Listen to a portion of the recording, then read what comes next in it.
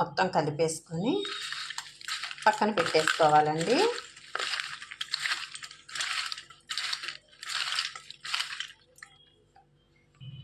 ఇలా మూత పెట్టి పక్కన పెట్టేసుకోవాలి. ఇప్పుడు కారం పట్టేసుకోవాలండి. చల్లారిపోయింది. చల్లార్చుకున్న మిరపకాయలన్నిటిని ఇందులో జార్లో వేసేసుకొని మిక్సీ పట్టేసుకుందామండి. పొడి చేసేసుకుందాం.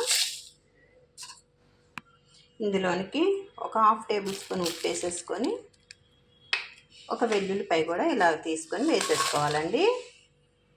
ఇప్పుడు మెత్తగా పౌడర్ చేసుకుందాం. ఇలా పొడి అన్నది రెడీ చేసేసుకున్నామండి. ఈ పొడి ఇప్పుడు పక్కన పెట్టేసుకుందాం.